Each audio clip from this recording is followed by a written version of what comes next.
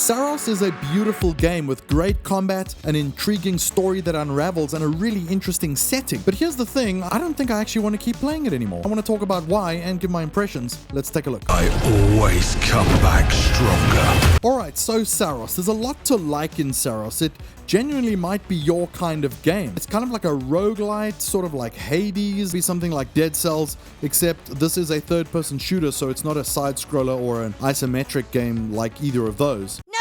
Sherlock. I'm actually going to be comparing Hades to Saros quite a lot because while they're quite different in many ways, there's also some very, very clear similarities in terms of the way that a narrative is woven in and the way that the sort of gameplay and the equipment and things roll out. Maybe you agree with the comparison and maybe you don't, but hear me out first, then let me know what you think. So this game is set in this like sort of wild setting where a bunch of these people have gone off to like this other planet, and there were people there who came to sort of check it out first, and now Raul Kohli's character Arjuna's come in as one of the people who's sort of like your rescue people to come in and fight things and save everyone. So your job in this game is to basically go out and find out what's happened and rescue these people, but you get stuck in this weird loop where you die and then for some reason you come back and your character doesn't know why. The sun is forever. And so am I. Now, as you go out into these levels, they're gorgeous. They're just really beautiful. The first one that you go into has these Elden Ring kind of vibes, and it's just stunning to look at, and the graphics are really quite solid, and the performance and everything. And so this is what makes a good first impression, and it's why there's so many things to love about this game. Once you get going with the gameplay and everything, I was really starting to enjoy the way it worked. You have to like dash, and you have to use your shield to absorb these blue balls that come out of the enemies, and you have to then use that to power a power weapon which you can, blow them up with or use some other abilities with. And it's also got this kind of Metroidvania thing where you can return to these levels later if you get certain unlocks, because then you can access something you couldn't access before. I wanted to talk about the fact that I have not played Returnal. I actually just never managed to get around to it, and it looked interesting, and I heard it was quite challenging. And compared to Saros, it's apparently quite a lot harder, where Saros is easier and more accessible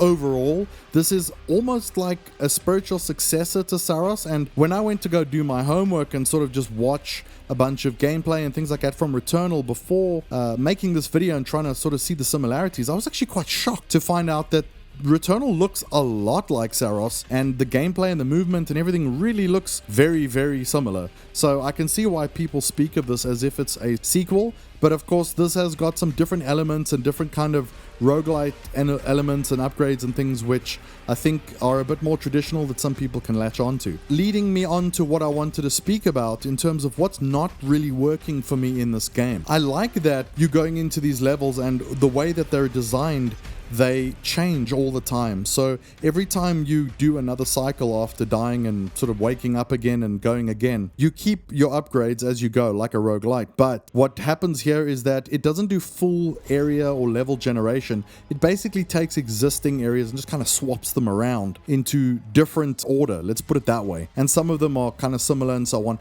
and you have to play through all of them. And there's this whole element of this eclipse that happens that changes the whole world for you into a way that's kind of like this corrupted version where it's a lot more dangerous, and you can get filled up with corruption that messes with your health bar and things like that.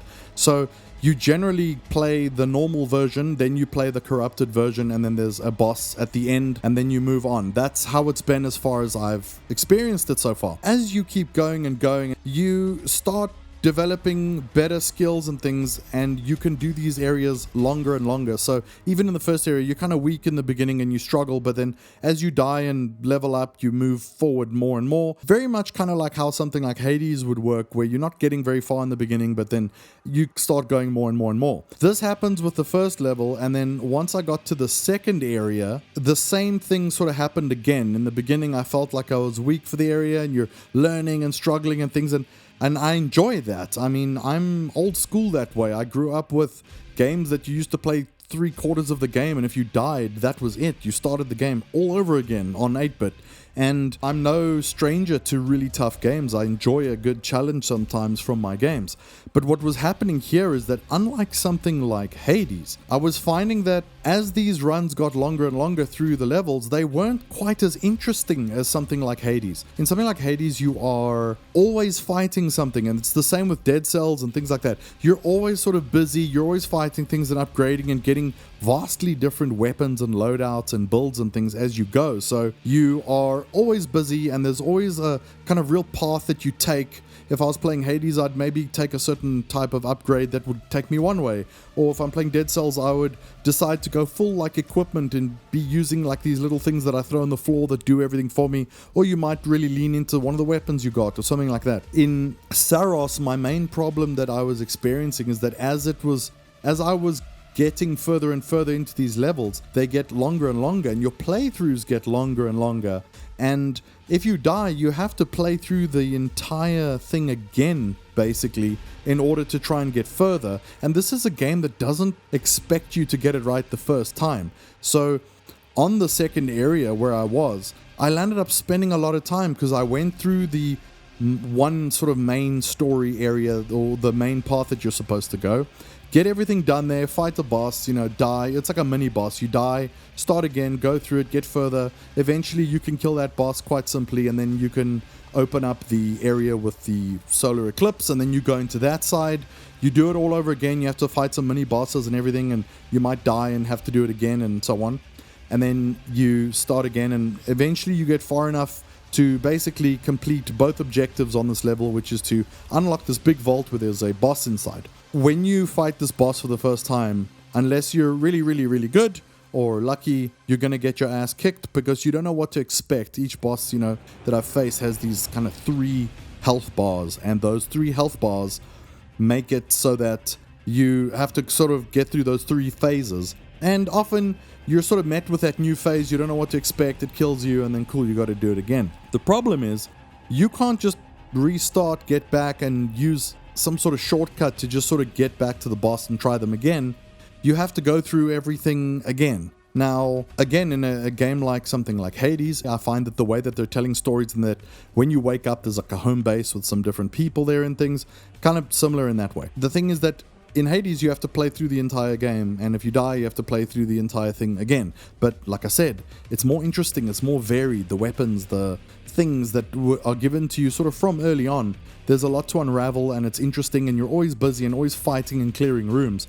In this, you sort of have to wait quite a long time sometimes between fights. You sort of move into an area, you have to go into the same looking compartments that have been, randomized, but you get into a certain loot room and you're like, okay, I'm going to run here and jump across there, get that thing, get out. And even though some of those things changes, they're kind of relatively the same, and you get to know these rooms. And I really like a lot of the creativity of the way that they set like these sort of traps and things like that. It's almost like a 3D Mario game where you got these like flame things going around, and balls that are flying around and things like that.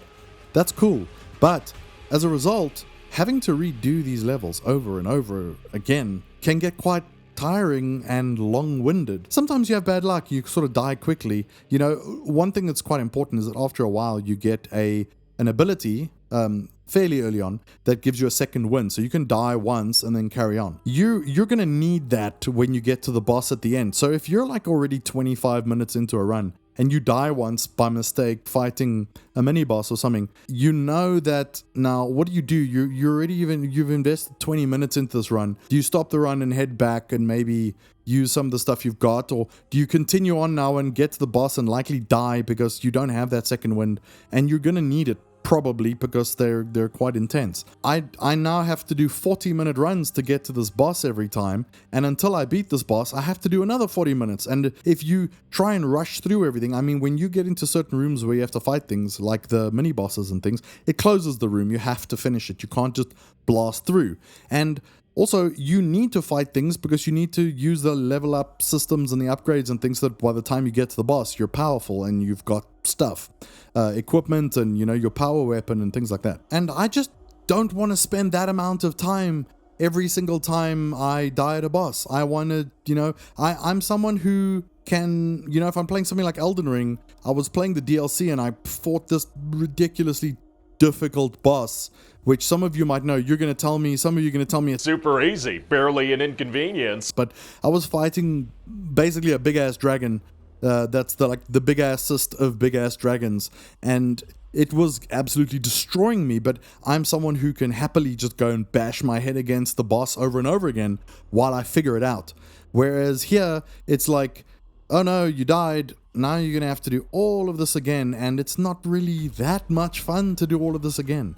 If I was constantly engaged in battle, and it was a bit more hectic, but maybe a bit less lethal, so you're able to just sort of be involved in things. Look, maybe that would make it overbearing, but it would at least give me something to do. This just feels too much, too far, too long every time you want to try and get back, and that just sort of started really deflating how I felt about everything. And the story that's unraveling with this main character and this person he's looking for and everything is interesting, I thought, but the payoff isn't that big.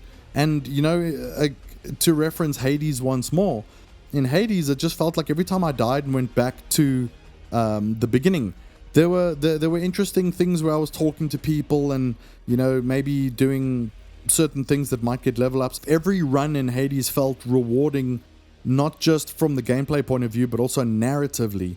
So here's a game that I actually do enjoy playing and I do respect in many ways. This is a good game in so many ways, and yet this sort of pacing of the runs is where it really kills it for me, and it's become enough of a deal breaker that I just don't want to carry on. For me and for many other people, we just live in a world now where there's so many things on our backlog and, you know, other games coming out and everything that we just want to sort of get going. You know, you want to get to something else if you're just taking too long to get anywhere in something, and that's what's kind of happened here for me.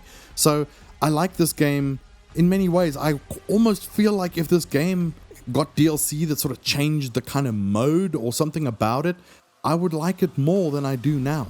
It just doesn't feel like it's using my time effectively, and unfortunately I'm at that stage where my time is quite precious. So I would like to know also what you think about this. Have you played Returnal or Saros? Is this the kind of game that you really enjoy, or, you know, am I smoking my socks with the things I'm saying here compared to what you've experienced in the game, or, you know, do you understand where I'm coming from? I'd like to know.